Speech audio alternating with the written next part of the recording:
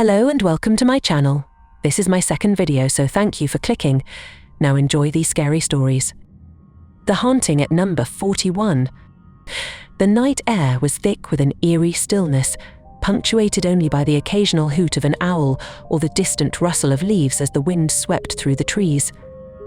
Inside number 41, an old colonial house on the outskirts of the city, the only sound was the rhythmic ticking of a grandfather clock in the hallway. The house, once magnificent, had long since fallen into disrepair, its walls cracked, its floors creaking with every footstep. Still, it held an unsettling charm that beckoned, and with rent prices being what they were, Neha couldn't resist when she found it listed for a steal. She convinced herself it was just another house, just another place to live. But that was before the nightmares started. It had been 2 weeks since she moved in, and while the house's quirks, the groaning pipes, the draft that seemed to follow her from room to room had initially felt like mere inconveniences, they began to settle into her bones as something more. It was always at night. That evening, Neha sat in bed, scrolling through her phone in a futile attempt to distract herself from the creeping unease that had settled over her. The dim light from her bedside lamp threw shadows against the walls, and every once in a while, the old wooden floor would emit a faint creak as if the house was breathing along with her. She sighed and closed her phone, realizing that sleep was a distant dream. She checked her clock. 2:37 a.m. It was then that she felt the familiar, uncomfortable pressure in her bladder. Damn it, she thought. Why did it always have to happen at the worst times? The bathroom was at the far end of the hallway, a cold, dark stretch that seemed to grow longer at night. The only light was the dim glow of the moon filtering through the narrow windows, casting thin strips of pale light across the floor. Neha pulled the covers off and swung her legs over the side of the bed, her bare feet landing with a soft thud on the wooden floor. The chill shot up her legs, causing her to shiver. Wrapping her arms around herself, she moved toward the door, flicking on the hallway light. The bulb had burned out earlier that day. She had meant to replace it, but like so many other things in the house, she had put it off. She grabbed her phone and used the flashlight, the narrow beam barely penetrating the darkness ahead. The hallway felt colder than it should have been, and the silence that greeted her was unnerving. It wasn't just quiet, it was the kind of silence that pressed down on you, heavy and oppressive, as if the house itself was holding its breath. She moved forward, her footsteps sounding unnaturally loud against the wooden floor. As she approached the bathroom, she hesitated. There was something off. The door was ajar, just a crack, but enough for her to see the faint reflection of the mirror inside. She didn't remember leaving it open. Her stomach churned, but she forced herself forward. Pushing the door open, she aimed her phone's light into the room. The bathroom was as it always was, dingy, a bit grimy, with the old porcelain sink and clawfoot tub that looked like it hadn't been used in decades. But tonight it felt different. The mirror, cracked at the top right corner, reflected her back in jagged, broken pieces. She quickly did her business, trying to ignore the creeping sensation that something was watching her. The feeling had been growing stronger since she entered the bathroom.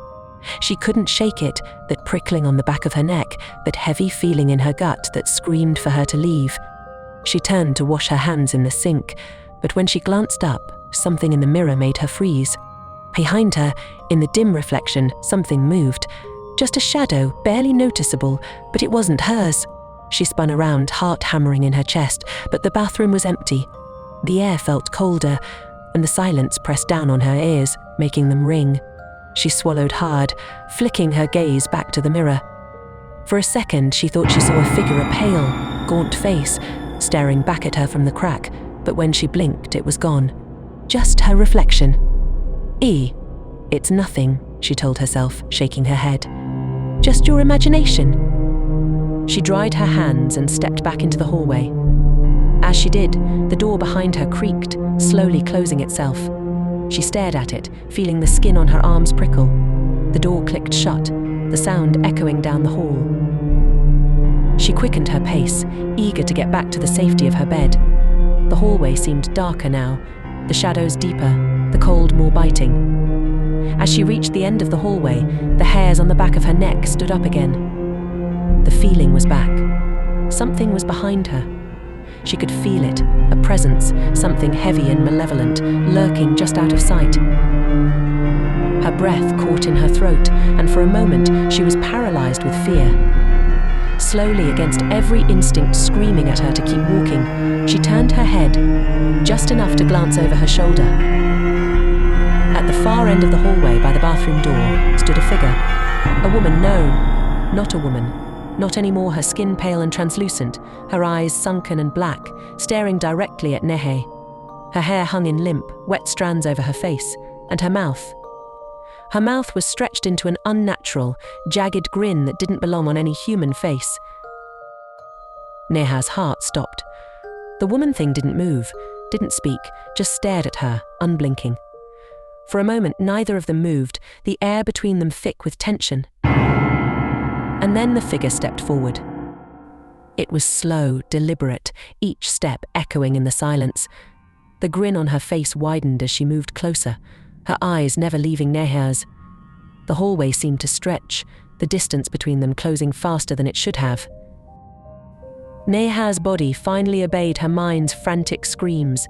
She turned and ran, sprinting down the hallway toward her bedroom. The air felt thick, almost suffocating, as if the house itself was trying to slow her down. Her feet pounded against the floor, but the sound of footsteps behind her matched hers, getting louder, faster. She threw herself into her room and slammed the door shut, twisting the lock with shaking hands. She pressed her back against the door, breathing heavily, her heart racing in her chest. The footsteps stopped just outside her door, and for a moment there was silence again. Then, slowly, a soft scratching sound began. It started at the bottom of the door, light and tentative like fingernails against the wood. The sound travelled upward, growing louder, more insistent. Neha squeezed her eyes shut, willing it to stop, praying for it to stop. But it didn't. The scratching continued, now accompanied by a faint whisper, a voice so low and guttural she could barely make out the words. But they were there, seeping through the cracks in the door, filling the room with their malevolent presence. "Let me in." Neha's chest tightened. She pressed her hands against her ears, trying to block out the voice, but it was inside her head now, crawling under her skin, making her whole body tremble. The scratching grew louder, more violent, as if the thing on the other side of the door was clawing its way through. The door rattled on its hinges, and for a moment, Neha feared it would burst open. And then, suddenly, it stopped. The silence that followed was deafening. Neha's breath came in shallow gasps, her entire body trembling with fear. She didn't dare move, didn't dare make a sound. She just stood there, back pressed against the door, waiting. Minutes passed, or maybe it was hours. Time seemed to stretch in the suffocating darkness. Finally, she summoned the courage to open her eyes. The room was still, the only sound her ragged breathing. She turned her head, slowly, toward the door. There was nothing. No scratches, no sign of the horror that had just been clawing at her door. Had it all been in her head? A nightmare? She glanced at the clock. 3:42 a.m. Only an hour had passed since she'd left her bed. She felt a sudden wave of exhaustion wash over her, the adrenaline leaving her body weak. Maybe it had been a nightmare. Maybe the house was just playing tricks on her mind.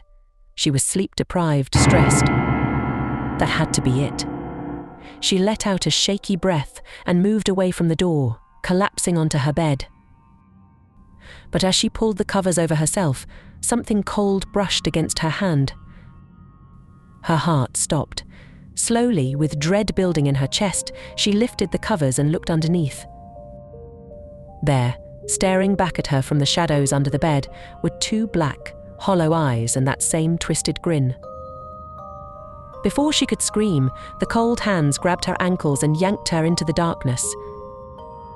The next morning, the sun rose over number 41, its warm light filtering through the windows.